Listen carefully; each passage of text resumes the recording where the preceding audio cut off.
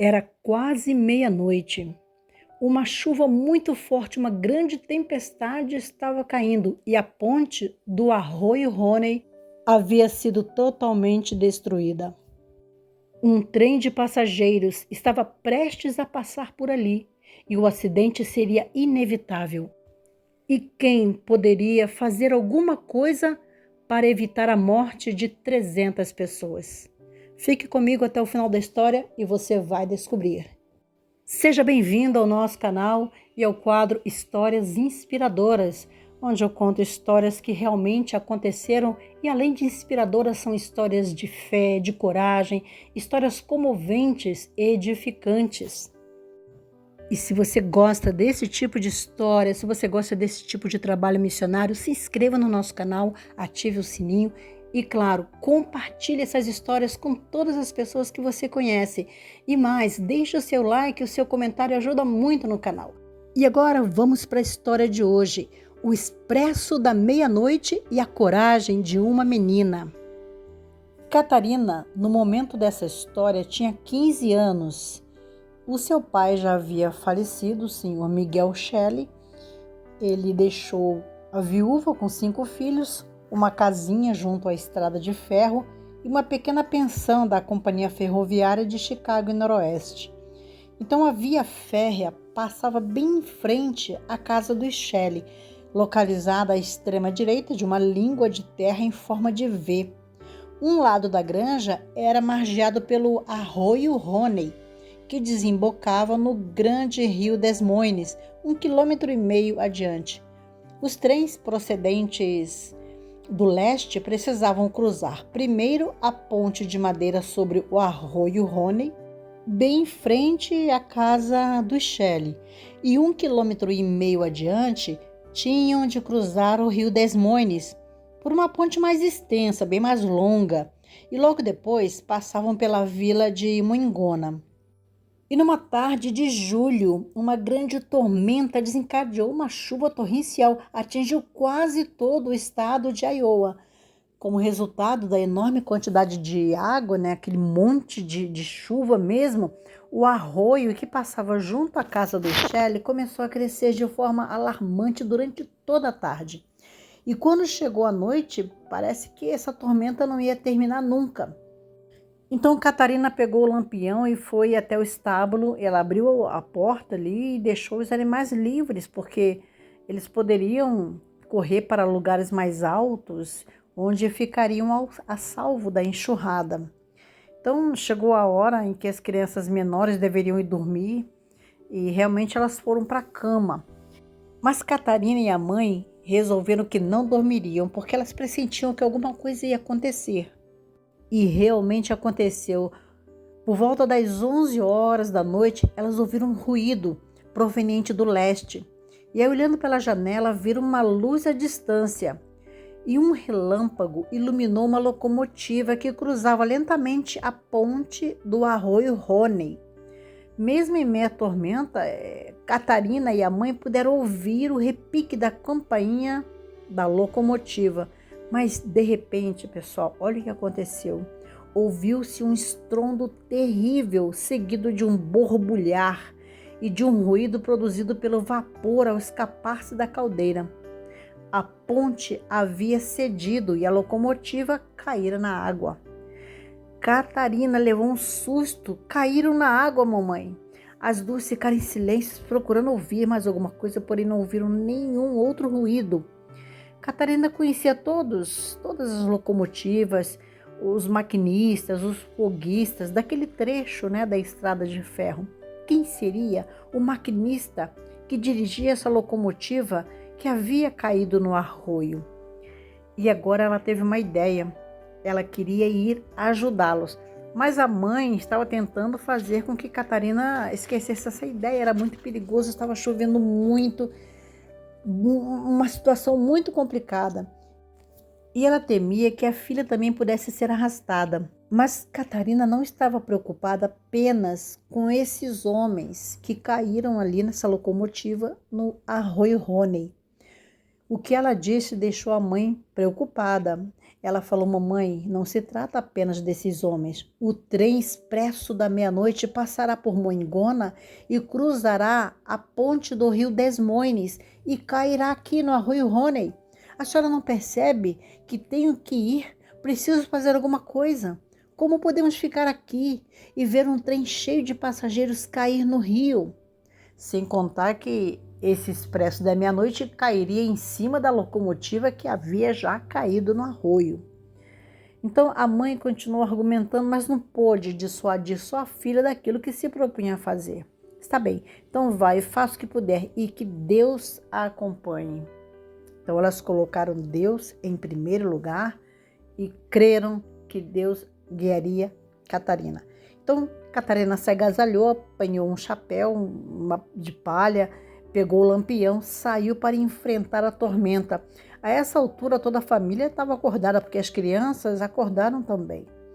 Então Catarina, ela foi primeiramente à margem do arroio, ela queria que os homens soubessem que alguém tinha conhecimento da situação deles. Então ela gritou, eles também gritaram, ninguém entendia ninguém, mas eles ficaram muito contentes de saber que alguém sabia que eles estavam ali.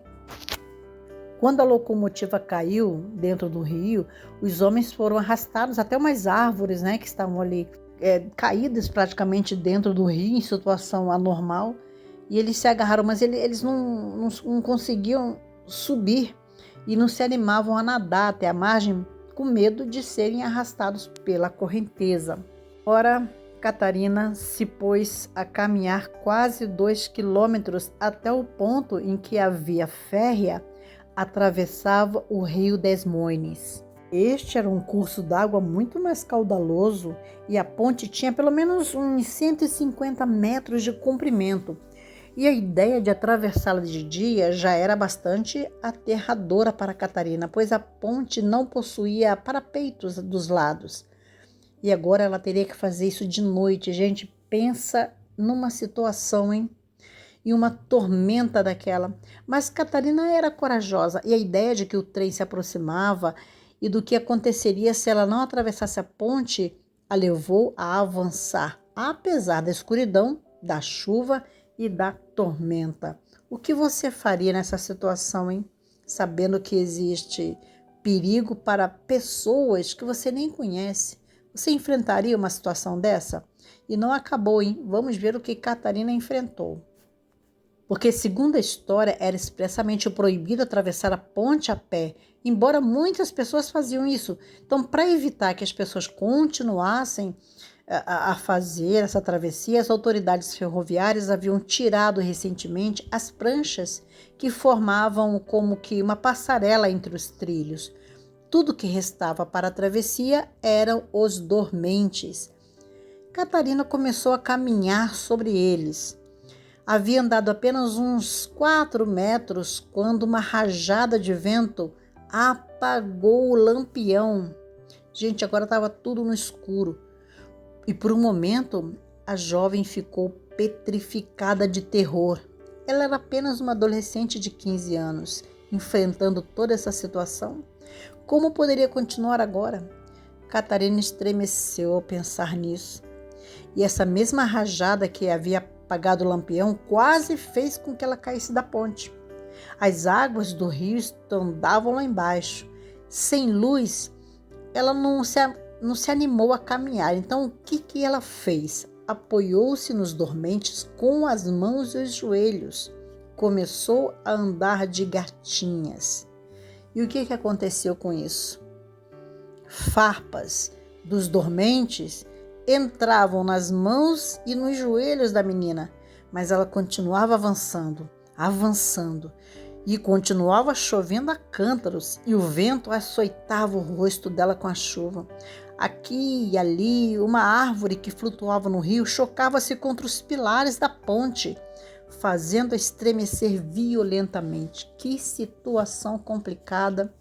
Você, que é mãe, permitiria que sua filha saísse numa situação dessa para resolver um problema tão sério como esse? Deixe aí nos comentários o que você faria no lugar da mãe de Catarina. E olha só, um pensamento aterrador assaltou Catarina. Já devia ser quase meia-noite, o horário do expresso. Ele não pararia na estação de Moingona. E se chegasse neste momento à ponte que ela estava atravessando, teria morte instantânea. Vagamente procurou imaginar onde encontrariam o seu corpo depois. Talvez lá adiante, rio abaixo, ou talvez seria arrastada até o rio Mississippi e seguiria por ele até chegar no Golfo do México. Catarina havia sido sempre uma menina cristã e nesse instante elevou seus pensamentos a Deus em oração. Aqui está o segredo, né? A gente sabe que em momentos como esse a nossa vida depende exclusivamente do Senhor. É o momento que precisamos depositar a confiança nele. Foi isso que Catarina fez e com certeza a mãe estava em casa fazendo a mesma coisa. Podemos duvidar de que sua oração foi atendida e que um anjo a ajudou a cruzar essa ponte terrível? Não temos dúvida disso. Ela foi ajudada por Deus. Catarina sempre afirma que foi guiada por um poder superior a ela mesma. Você tem dúvida disso? Eu não tenho.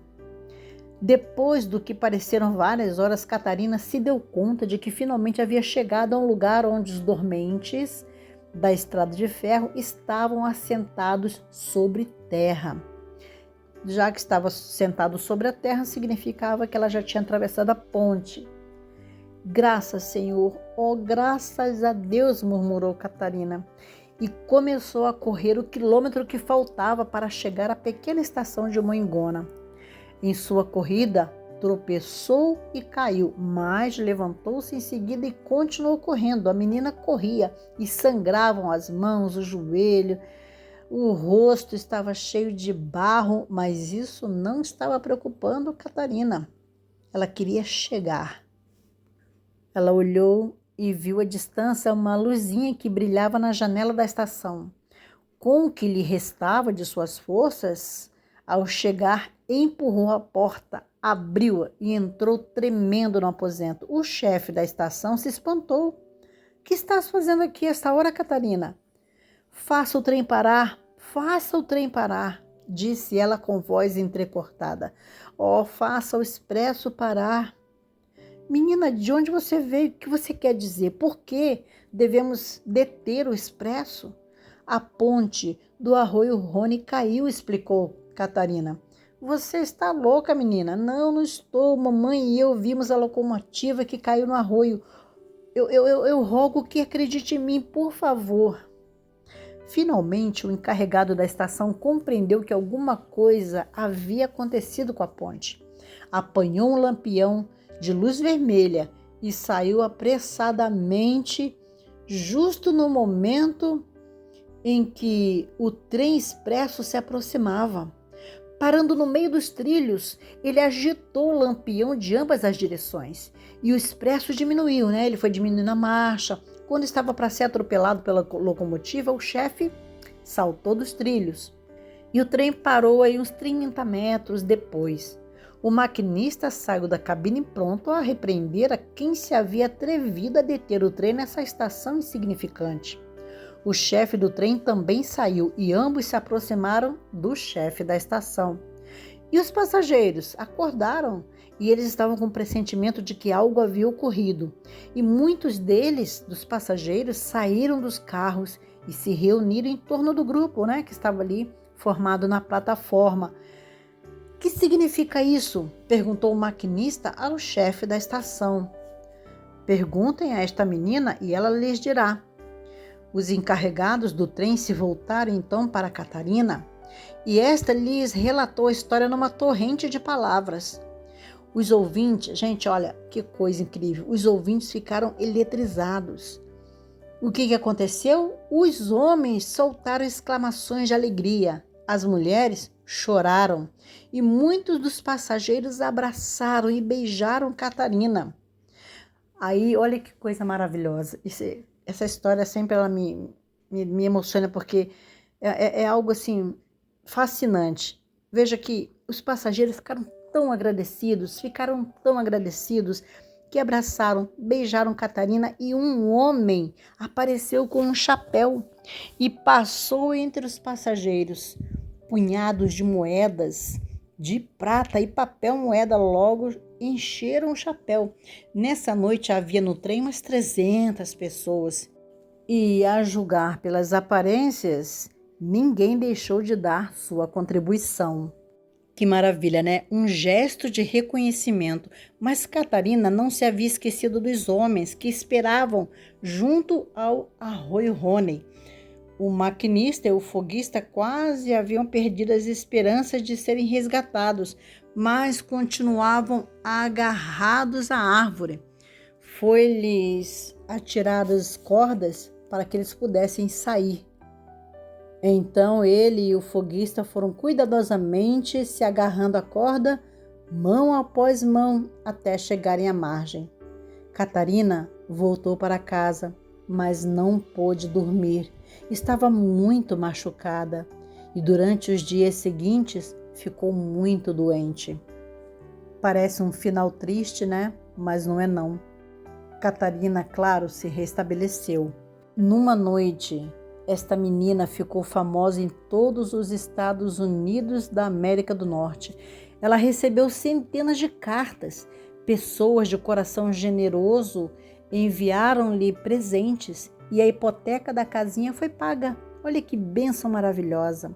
A Assembleia Legislativa do estado de Iowa lhe concedeu um donativo de $200, que nessa época representavam bastante dinheiro, e uma medalha de ouro, na qual era elogiada por seu valor e heroísmo. Catarina jamais se envaideceu pelo que havia feito. Quando as pessoas a elogiavam por sua heróica atitude, ela simplesmente respondia: "Eu apenas fiz o que devia."